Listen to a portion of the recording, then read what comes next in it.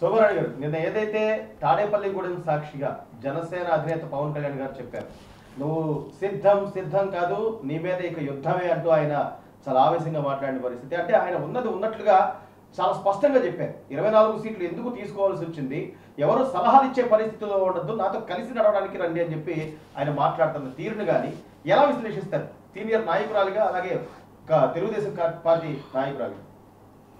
నమస్తే అండి. నిన్న జరిగిన తెలుగు జెండా సభ యావత్తు తెలుగు జాతీయ జెండా అంత ఎత్తుగా తలెత్తుకున్న రోజని నేను చెప్పదలుచుకున్నాను. ప్రజాస్వామిక విలువలను కాపాడటం కోసం, అరాచక పాలనకి అంతం చేయడం కోసం, విధ్వంసకరమైనటువంటి సమాజాన్ని మళ్ళీ చక్కటి రూపకల్పన చేయడం కోసం, రాజ్యాంగం అనేది పూర్తిగా నశించిపోయిన చోట రాజ్యాంగ విలువల్ని తెలపడం కోసం పెట్టిన మీటింగ్గా నిన్న మనం ఆ సభను చూడవచ్చు. ఇకపోతే ప్రజాస్వామ్యంలో పాలకపక్షంగా ఒకటి ఉంటుంది, ప్రతిపక్షంగా ఒకటి ఉంటుంది. పాలకపక్ష అరాచక పాలనని అంతం చేయడానికి మిగిలిన పార్టీలన్నీ కూడా మిత్రపక్షాలుగా ఏకీకృతమయ్యి అరాచక పాలనని అంతం చేయడానికి పనిచేసే క్రమంలో మనం ఎన్నో హిస్టారికల్ ఈవెంట్స్ని, ఇండియాలో సో మెనీ పొలిటికల్ ఈవెంట్స్ని మనం చూస్తున్నాం గతంలో. బట్ ఈ మధ్య కాలంలో ఈ విధ్వంసకర పరిస్థితుల్ని రాజకీయ వేదికగా రాజకీయ మిత్రపక్షాలు కలిసి వ్యక్తిగత ప్రయోజనం కాదు, వ్యవస్థ ప్రయోజనం, సమాజ ప్రయోజనం, ప్రజాస్వామిక ప్రయోజనం, రాజ్యాంగపరమైనటువంటి హక్కుల ప్రయోజనాలు, ప్రజల్ని కాపాడుకునే ఒక సుస్థిరమైనటువంటి వ్యవస్థని వ్యవస్థీకరించుకోవడం కోసం చేసిన ప్రయత్నంగా నిన్న మిత్రపక్షాలు వ్యవహరించడం అనేది తెలుగుదేశం జనసేన ఒక చారిత్రక ఘటన. ఈ మధ్యకాలంలో అంత చక్కటి మిత్రపక్షాలు కలిసి చేసినటువంటి మహాసభని మనం చూడలేదు.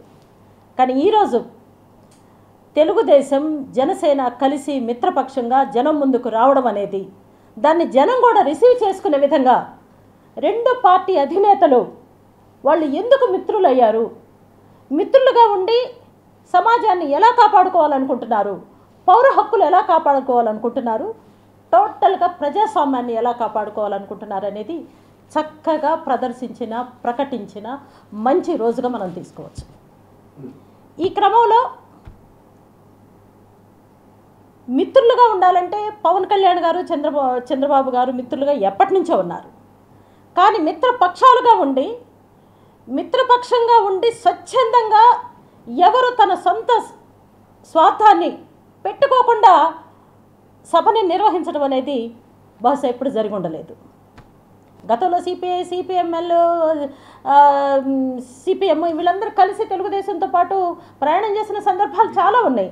కానీ అభిప్రాయ వ్యక్తీకరణ దగ్గర ఎక్కడో చోట చాలా వేరియేషన్ ఉండేది, కొంత గ్యాప్ క్రియేట్ అవుతూ ఉండేది. ప్రజలకి అది అందడానికి చాలా కష్టపడేవాళ్ళు. బట్ నిన్న జరిగిన తెలుగుదేశం జనసేన మీటింగ్లో ఎందుకు మనం కలిసి ఉండాలి, దేనికోసం కలిసి ఉండాలి, కలిసి ఉండడం వల్ల రేపు జరగబోయే ప్రయోజనాలు ఏంటని చెప్పడంలో చంద్రబాబు గారు, జనసేన నాయకులు పవన్ కళ్యాణ్ గారు బ్రహ్మాండంగా జనాలకి మనసుకు హత్తుకుపోయే విధంగా ఇచ్చినటువంటి ప్రసంగాలు నభూతో. సో నేను ఆల్ సెడ్ అని చెప్పొచ్చేది ఏంటంటే అండి, ఈ రోజు కోసం జనం వెయిట్ చేశారు. రాగాపోగా ఒక గతంలో జరిగినటువంటి రెండు కులాల మధ్య ఉన్నటువంటి అంతరాన్ని పూర్తి చేసుకోవటానికి అవకాశం పూర్తిగా తీసుకున్న రోజు నిన్న రోజు అని నేను చెప్పదలుచుకున్నా. అదేంటంటే గతంలో జరిగినటువంటి రాజకీయ సామాజిక సంఘటనలు కొన్ని కమ్మ సామాజిక వర్గపు ప్రజానీకాన్ని, కాపు సామాజిక వర్గ ప్రజానీకాన్ని కొంత దూరం చేసిన మాట వాస్తవం అనేది నిన్న మొన్నటి దాకా అనుకున్నాం, అది నిజం కూడాను. కారణాలు ఇప్పుడు మనం మాట్లాడుకోవాల్సిన అవసరమే లేదు. రాజకీయ ప్రయోజనాలని దృష్టిలో పెట్టుకొని కానీ ఏదన్నా కానీ గతంలో జరిగిన కొన్ని సంఘటనల వల్ల ఈ రెండు కులాల మధ్య జరిగినటువంటి వచ్చినటువంటి అంతరం ఏదైతే ఉందో దాన్ని పూడ్చుకోవటానికి నిన్న చక్కటి వేదిక అయింది నిన్న తెలుగు జన సంఘీభావ సభ. ఈ సభలో మిత్రపక్ష నాయకులుగా ఉన్నప్పుడు చంద్రబాబు నాయుడు గారు పవన్ కళ్యాణ్ యొక్క కమిట్మెంట్ సమాజం పట్ల, పవన్ కళ్యాణ్ పార్టీని నడిపిస్తున్న తీరు, అలాగే వాళ్ళ పార్టీ శ్రేణులకి తను చెప్పుతున్నటువంటి బోధనలు ఏవైతే ఉన్నాయో వాళ్ళని ఎలా వర్క్ చేయించుకున్నారో, ఈరోజు ప్రజాస్వామ్యం కోసం ఎలా నిలబడమని పవన్ కళ్యాణ్ గారు చెప్పి నొక్కి వక్కాణించి దాని దిశగా ప్రయాణం చేసే విధంగా వాళ్ళ శ్రేణులను ఎలా నడిపించుకున్నారో చంద్రబాబు నాయుడు గారు పవన్ కళ్యాణ్ గారి గురించి చెప్తే, పవన్ కళ్యాణ్ గారు చంద్రబాబు గారి గురించి 4 దశాబ్దాల సుదీర్ఘ ప్రయాణం చేసినటువంటి రాజకీయ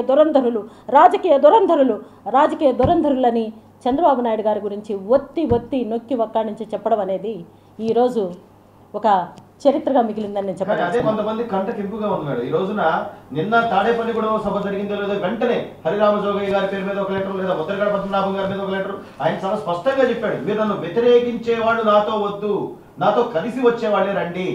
ఆ రోజున ఏం చేశారు? 2 చోట్ల నన్ను ఓడించారు. తర్వాత ఉన్న ఒక్క సీటును కూడా ఈ రోజున వైసీపీ వాళ్ళు లాక్కున్నారు. ఏ వైసీపీ నాయకుడు అయితే ఇంత దాష్టికం చేశాడు, లేకపోతే ఇంత క్యాండిడేట్ సర్టిఫికేట్ లేని ఒక వ్యక్తిని వాళ్ళోళ్ళు అంత సపోర్ట్ చేస్తున్నప్పుడు మీరు ఎందుకు చేయాలని బాహాటంగా ప్రశ్నించిన తీరుని ఎలా చూడాలి?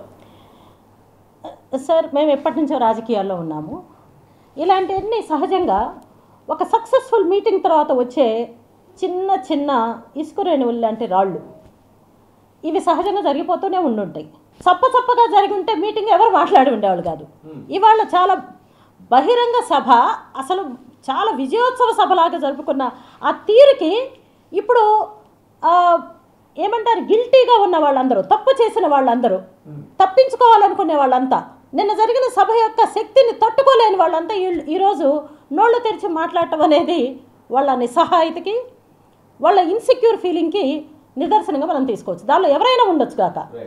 సో నేనేమంటున్నానంటే అండి, ఇప్పుడు మీరు చెప్పిన పేర్లు ఎవరైతే ఉన్నారో వాళ్ళందరినీ నేను గతంలో ప్రజారాజ్యం అనే వేదిక మీద ఉన్నప్పుడు నేను చూసిన దాన్ని, నాకు అందరూ పరిచయస్తులు, అప్పుడు నేను చాలా చిన్నదాన్ని.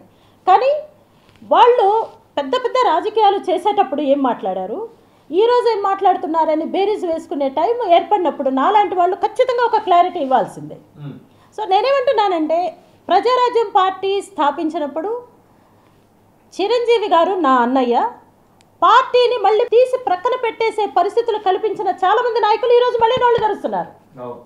సరే, పరిస్థితులు ఏమన్నా కానీ ఈరోజు జనసేన రూపంలో నాతో పాటు పనిచేసినటువంటి పవన్ కళ్యాణ్ గారు జనసేన అధినేతగా మళ్ళీ జనంలోకి రావడం అనేది ఒక చారిత్రక అవసరంగా మారింది, వచ్చారు. కానీ తను ఒక్కడే పోటీ చేయడం వలన, అంటే కేవలం కుల రాజకీయాలు చేయడం వలన ఒక కులం పునాదుల మీద ఒక జాతిని నిర్మించలేరు అని అంబేద్కర్ చెప్పినది ఏదైతే ఉందో అది జరిగింది. అంటే దాని అర్థం ఏంటి, పవన్ కళ్యాణ్ గారు 2 చోట్ల పోటీ చేస్తే 2 చోట్ల ఓడించారు. సో ఇక్కడ ప్రతి కులము తెలుసుకోవాల్సింది ఏంటంటే, అణచివేతకు గురవుతున్న కులాలన్నీ ఒక దగ్గరకు వచ్చి ప్రజాస్వామిక విలువలు కాపాడటం కోసం ఒక కూటమిగా ఏర్పడాల్సిన అవసరత ఉన్నప్పుడు ఏర్పడడం అనివార్యం అని తెలుసుకోవాల్సిన ఆవశ్యకత ఉందని నేను చెప్పదలుచుకున్నాను. అదే నేను జరిగింది. మరి అంత క్రితం జనసేన పార్టీ ఒంటరిగా పోరు చేసినప్పుడు ఒకే ఒక సీటు గెలవటం, అది కూడా జనసేన అధినేత ఓడిపోవడం అనేది మనం అర్థం చేసుకోవాలి. అంటే ఏంటి, ఒక్కరుగా నిలబడితే మనం ఎంత పెద్ద నాయకుడిని పెట్టుకున్నా కూడా మనం విజయం సాధించలేమని చెప్పడానికి అదొక ఉదాహరణగా మనం తీసుకోవచ్చు. అదే మనం ఒక్కటిగా ఆలోచించి మన పక్కవాడు కూడా అదే ఆలోచిస్తే అందరూ కలిసి ఒక చోటకు వస్తే అందరం గెలుస్తామనేది నిన్న చెప్పకనే చెప్పారు. కాబట్టి ఏంటంటే, ఎలక్షన్స్ ముందు జరిగినటువంటి ఈ సభ ఎలక్షన్స్ తర్వాత జరగాల్సిన విజయోత్సవ సభలాగా ఈ రోజే కనపడింది అనేది నేను గట్టిగా చెప్పదలుచుకున్నాను. ముద్రగడ పద్మనాభ గారితో మీరు గతంలో వర్క్ చేశారు మేడం, అదే ప్రజారాజ్యం పార్టీలో మీరు చేశారు. ఆయన చాలా దగ్గరగా చూసిన వ్యక్తి మీరు. ఈ రోజున మీరన్నట్లుగా 2009 నుంచి ప్రారంభమైన జనసేన పార్టీకి సంబంధించి ఆయన అనేక రకాల ఒడిదుడుకులు ఎదుర్కొంటూ వచ్చాడు. ఆయన్ని మానసికంగా వేధించారు, లేకపోతే ఆయన క్యారెక్టరైజేషన్ వేధించారు. అప్పుడు రాని ఈ కుల పెద్ద ఈ రోజు వచ్చి ఆల్ ఆఫ్ సడన్ బయటకు వచ్చి మీరు నన్ను గుర్తించలేదు, సంతోషం, మీరు గెలిచే 24 సీట్లకి నన్ను మాత్రం సాయం అడగద్దు అని మాట్లాడుతుంటే ఎంత ఇదిగా ఉంటుంది మేడం. దీన్ని ఎలా విశ్లేషిస్తారు మీరు? ముద్రగడ పద్మనాభం గారి విషయం ఎత్తారు కాబట్టి, శ్రీయుతులు ముద్రగడ పద్మనాభం గారు అంటే నాకు ప్రత్యేకమైన అభిమానం ఉంది. ఎందుకంటే కాపులు బాగా వెనకబడిపోయిన పరిస్థితుల్లో కాపులకు రిజర్వేషన్ కావాలని చెప్పేసి అని పోరాడిన ఒక మంచి వీరుడు ముద్రగడ పద్మనాభం గారు. కానీ ఒక మనిషి వ్యక్తిత్వం రాజకీయపరమైనటువంటి ప్రయోజనాలు పొందేప్పుడు క్లియర్గా తెలుస్తుంది. అంటే ఒక రాయితీ కోసం, ఒక చిన్న రిజర్వేషన్ కోసం పోరాడినటువంటి ముద్రగడ పద్మనాభం గారు మొదలైనప్పుడు ఆయన ఒక పర్వతంగా కనిపించారు. కానీ అతను కోరుకున్న జనం తనకు మించిన శక్తిగా మారినప్పుడు తను ఖచ్చితంగా వాళ్ళతో కలిసి ప్రయాణం చేయాల్సిన చారిత్రక అవసరాన్ని ముద్రగడ పద్మనాభం గారు గుర్తించి ఈరోజు జనంలోకి రావాలని నేనైతే కోరుకుంటున్నాను. ఎందుకంటే సార్తో నాకు డైరెక్ట్ యాక్సెస్ ఉంది కాబట్టి ఏంటంటే ముద్రగడ పద్మనాభం గారితో నేను మాట్లాడాల్సిన పరిస్థితి ఏర్పడినప్పుడు, సార్ ఈరోజు మరొక్కసారి మీ విశ్వరూపం చూపించాల్సిన అవసరత ఉంది. ప్రజాస్వామ్యాన్ని కాపాడుకోవడం కోసం మీరు చేసిన గత పోరాటం ఏదైతే ఉందో అది మరింత పెద్దది కావడానికి మీరు వచ్చి మా మిత్రపక్షాలతో కలిసి పనిచేయాల్సిన అవసరం ఉందని నేనైతే చెప్తాను. అదే తెలుగుదేశం పార్టీలో కాపులకు రిజర్వేషన్ ప్రత్యేకంగా చంద్రబాబు నాయుడు గారి హయాంలో రిజర్వేషన్ అవును. ఇక చంద్రబాబు నాయుడు గారి గురించి చెప్పాల్సి వస్తే చాలా అసలు ఇక ఆయనతో పోల్చగలిగినటువంటి వ్యక్తులు ఎవరు లేరండి ఈ రోజున రాజకీయాల్లో. మొత్తం భారతదేశానికి వాళ్ళ పెద్ద తలకాయగా ఉండాల్సిన అవినీతి రహిత చక్కటి నిక్కచ్చైన మనిషి, విజన్ ఉన్నటువంటి వ్యక్తి ఎవరైనా ఉన్నారు అంటే రాజకీయ రంగంలో ఈరోజు చంద్రబాబు నాయుడు గారు ఒక్కరే నేను ఘంటాపథంగా చెప్పగలను. ఒక్కడు చంద్రబాబు నాయుడు గారు అందరినీ కలుపుకొని మనమంతా ఒకటే, సమాజమే దేవాలయము, ప్రజలు దేవుళ్ళు, వాళ్ళ కోసం మనం వర్క్ చేద్దాము. రాజకీయం అంటే వ్యాపారం కాదు, రాజకీయం అంటే సేవ, రాజకీయం అంటే త్యాగం అని నిరూపించినటువంటి ఒక మహానుభావులు, రాజకీయ దురంధరులు అని నేను పవన్ కళ్యాణ్ గారు చెప్పినటువంటి చంద్రబాబు నాయుడు గారు ఈరోజు ప్రధానమంత్రి కాగలరు, అవుతారేమో కూడా భవిష్యత్తులో. గతంలో ఎన్నోసార్లు ప్రధానమంత్రి అయ్యే అవకాశం వచ్చినా కూడా ఎందుకు చంద్రబాబు గారు వదులుకున్నారంటే అది ఆయన వ్యక్తిత్వాన్ని మరొకసారి నేను చెప్పదలుచుకున్నాను. ఒక 10 రోజులు, ఒక నెల రోజుల్లో ప్రధానమంత్రి చేయాలి అంటే చంద్రబాబు నాయుడు గారికి అది పెద్ద విషయమే కాదు. ఎందుకంటే రాష్ట్రపతుల ఎన్నికల్లో, ప్రధానమంత్రుల ఎన్నికల్లో, తర్వాత ఒక సంకీర్ణ ప్రభుత్వాలలో పార్టీలన్నింటినీ ఒక తాటి మీదకి తీసుకొచ్చి దేశాన్ని కాపాడుకునే విషయంలో, అలాగే మత స్వేచ్ఛ కోల్పోయినప్పుడు మతాల మధ్య సంఘీభావాన్ని, సామరస్యతని క్రియేట్ చేయటంలో చంద్రబాబు గారు ఒక పెద్ద పాత్ర పోషించిన సంఘటనలు కోకొల్లలుగా ఉన్నాయి. ఇంతకంటే పెద్ద వ్యక్తి, రాజకీయ దురంధరులు భారతదేశంలో ఉన్నారని నేనైతే అనుకోవట్లేదు. కాబట్టి ఏంటంటే చంద్రబాబు నాయుడు గారు ప్రైమ్ మినిస్టర్ కావడం అనేది చాలా చిన్న విషయం. నాకు తెలిసి దాన్ని దాటి వెళ్ళిపోయిన, సరిహద్దులు దాటిపోయినటువంటి రాజకీయ సంస్కరణవాదిగా నేను చంద్రబాబు నాయుడు గారి గురించి చెప్పదలుచుకున్నాను.